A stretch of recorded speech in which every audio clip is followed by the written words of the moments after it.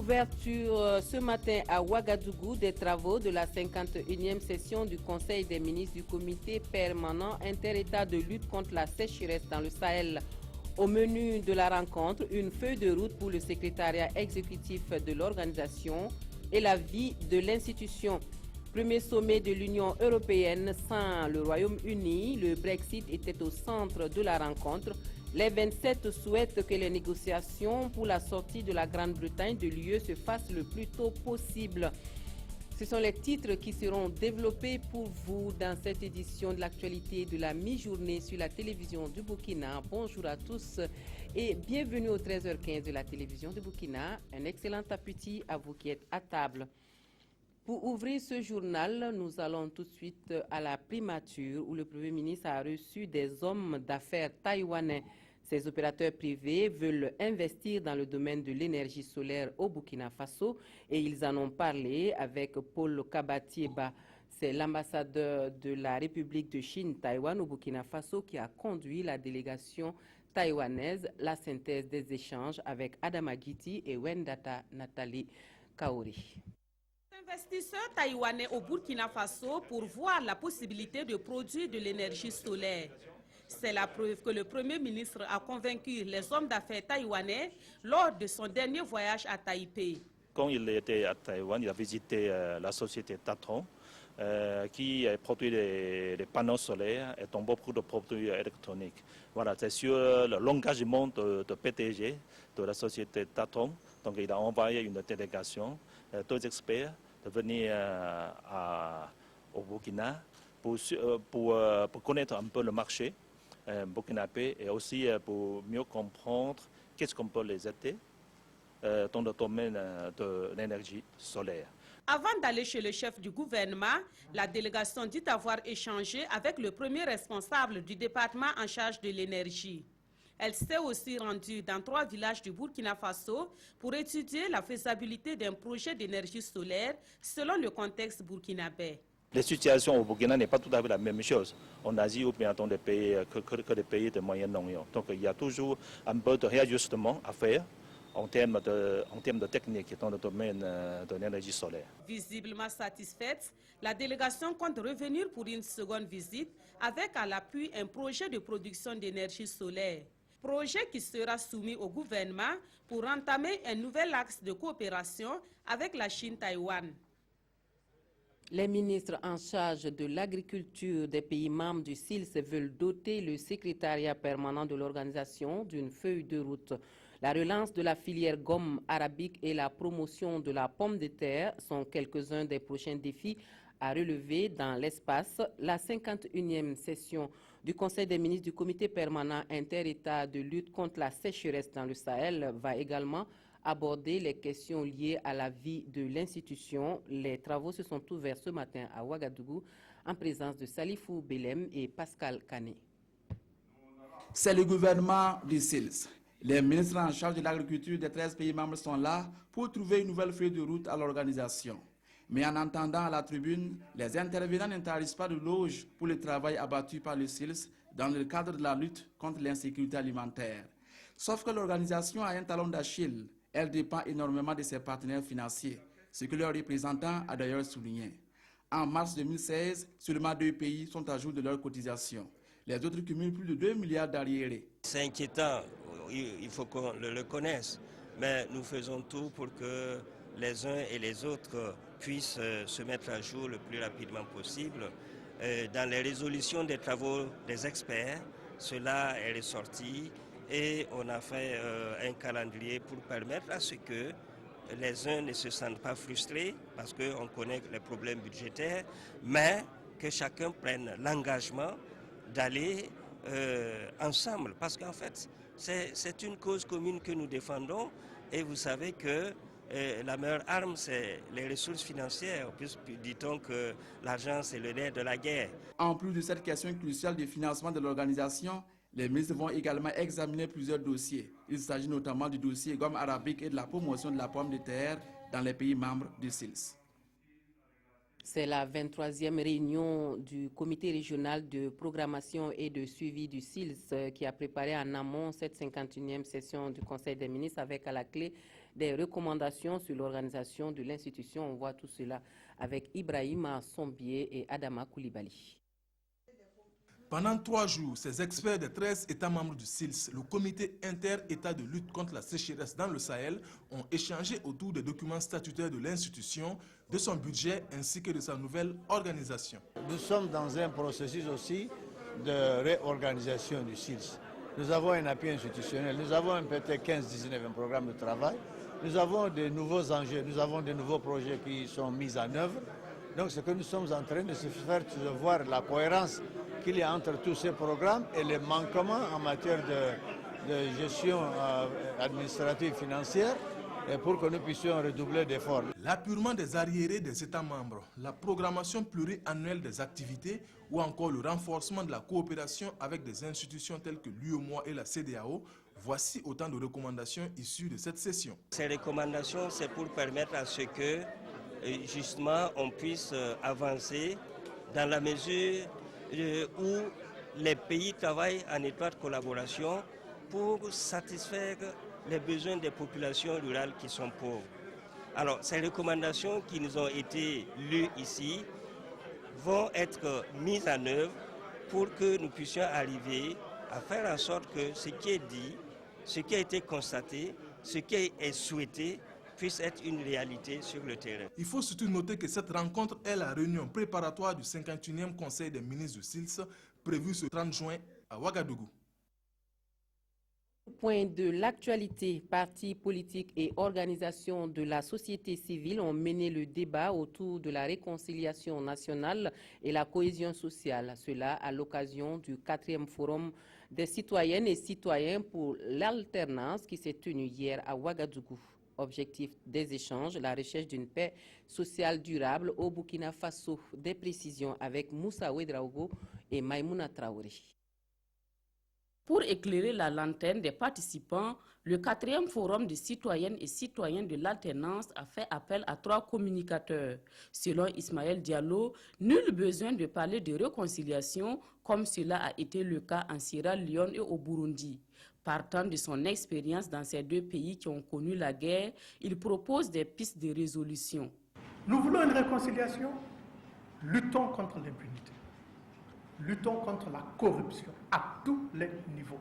Acceptons que nous avons un problème ethnique, que nous avons des problèmes religieux, même s'ils sont latents. Et enfin, nous voulons la réconciliation.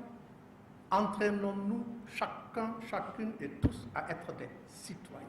Nous devons regarder en face les problèmes que nous avons et accepter chacun de supporter l'autre. Parce que nous le voulions ou non, l'une des bases essentielles de la démocratie, c'est l'acceptation de la différence.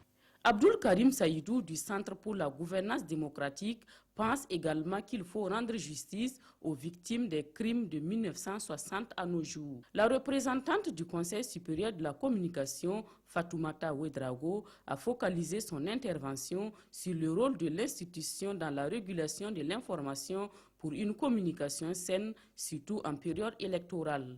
Elle s'est également appesantie sur les actions du CSC dans les cadres de dialogue et de concertation.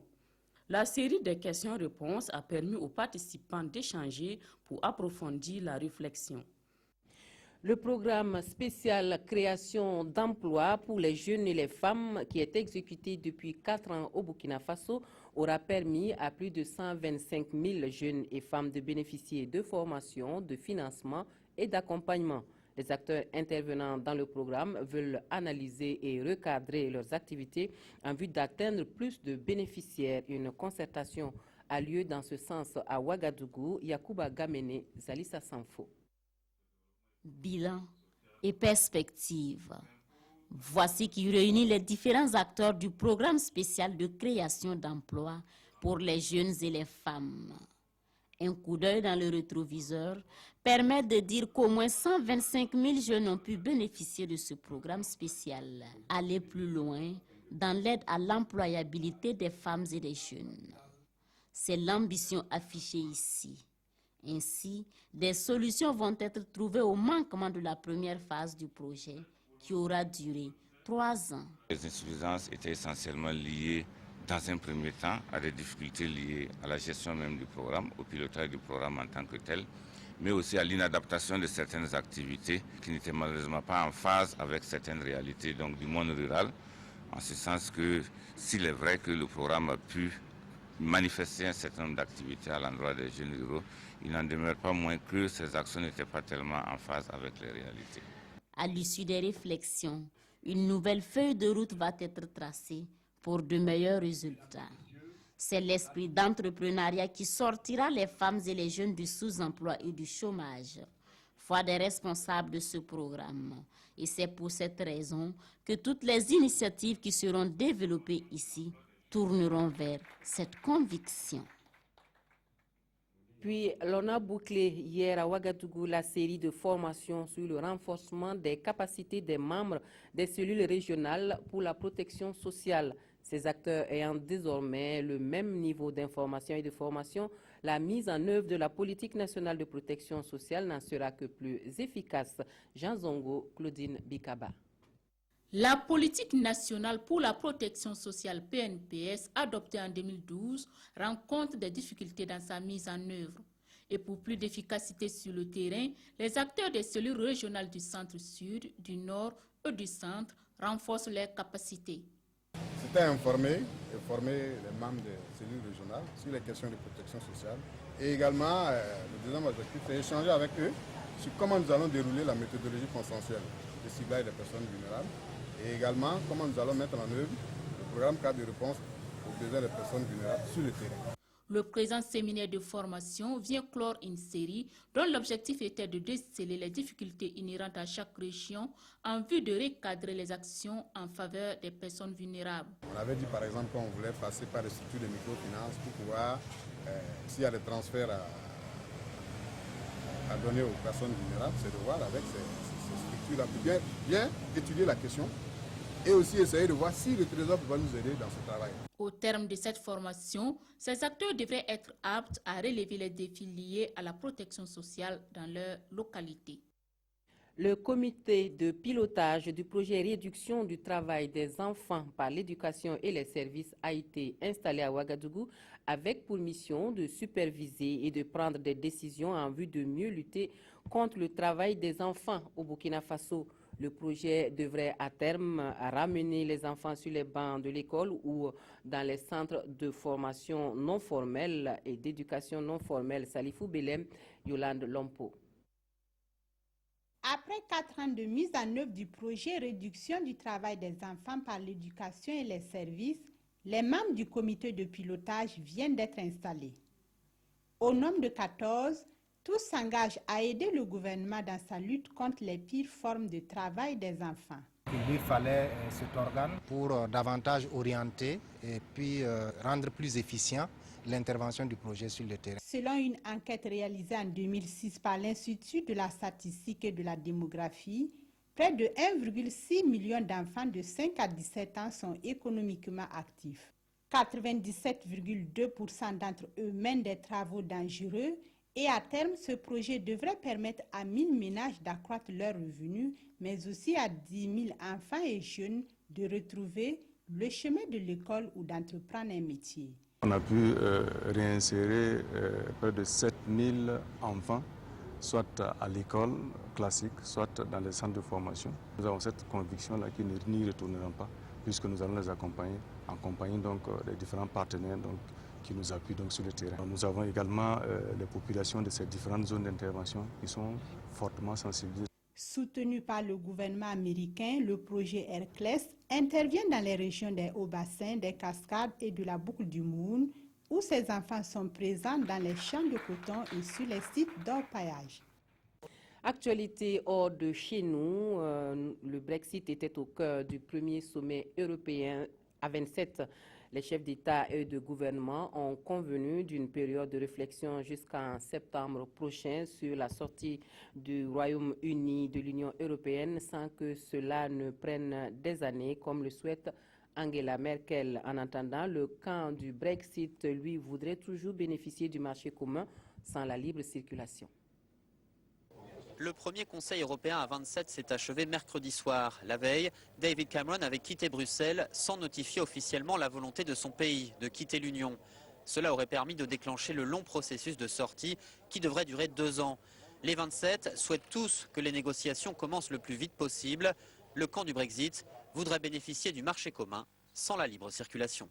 Nous avons reconfirmé que la sortie du Royaume-Uni de l'Union européenne doit se faire de manière ordonnée et il n'y aura aucune négociation tant que Londres n'aura pas notifié son intention de quitter l'Union, a déclaré Donald Tusk, le président du Conseil européen.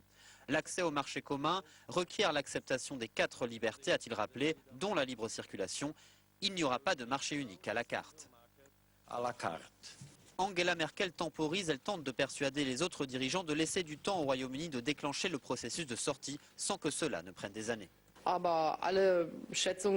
Aucune estimation, aucune prédiction ne nous indique que cela va générer un élan de croissance, a déclaré la chancelière allemande au sujet de l'impact économique du Brexit.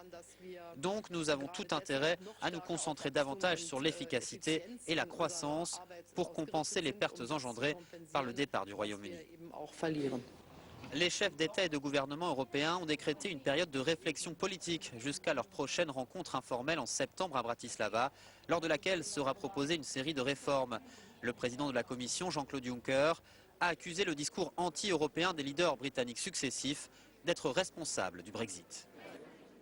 Et puis, nous lisons dans les colonnes des quotidiens au Burkina Faso ce jour le témoignage d'un ex-chef de milice en Côte d'Ivoire sur le procès de l'ex-première dame Simone Gbagbo, l'appurement des dettes intérieures ordonnées par le Conseil des ministres, mais surtout le renvoi du dossier Guiro par la Cour de cassation, la lecture croisée de nos quotidiens avec Aimé Solan-Digma. Les journaux du jour indiquent dans leur ensemble que l'examen du dossier Guiro a encore été renvoyé au 25 août prochain. C'est le 5e renvoi de ce dossier, souligne l'observateur Palga. Si dans ce journal, les raisons évoquées, c'est juste pour éviter les problèmes juridiques que la présidente de la Cour a décidé de renvoyer le dossier, dans Sidoya, elle l'a fait après un chantage des conseils de Guiro. La bonne nouvelle aujourd'hui, c'est que l'on s'achemine lentement mais sûrement vers un plan d'appurement de la dette intérieure. En tout cas, c'est ce qui ressort du Conseil des ministres de ce 29 juin, nous rapporte le pays. Et cet appurement de la dette doit se faire d'ici à fin août 2016, précise aujourd'hui au Faso. En rappel, cette dette intérieure est évaluée à plus de 212 milliards de francs CFA, explique le quotidien. À lire donc dans les colonnes du journal de tous les Burkinabés ce que le gouvernement prévoit faire à ce sujet. Des rebondissements dans le procès en assises de l'ex-première dame ivoirienne. Le pays rapporte que le 28 juin dernier, un ex-membre du système Gbagbo s'est fendu de déclarations accablantes contre l'ancienne première dame. Surnommé colonel H, l'ex-chef du groupement des Patriotes pour la paix dit avoir été armé pendant la crise et chargé de la répression, notamment contre les manifestants d'Alassane Ouattara. Et c'est Simone Gbagbo qui finançait les activités. Un témoignage qui, selon le pays, pourrait avoir été suscité par les autorités ivoiriennes pour neutraliser un adversaire politique de taille. Quoi qu'il en soit, les avocats de Simone Gbagbo ont réclamé ce mercredi la publication du rapport psychiatrique de cet ex-chef de milice, sûrement pour en découdre, souligne le quotidien. Voilà, on s'arrête ici pour l'actualité de la mi-journée. Merci de nous avoir suivis. Je vous rappelle que vous avez rendez-vous ce soir à partir de 21h avec votre émission Dialogue citoyen. Vos questions sont attendues au 25 31 83 53 ou au 70 30 13 11 et sur Facebook. Je vous souhaite à toutes et à tous un excellent après-midi.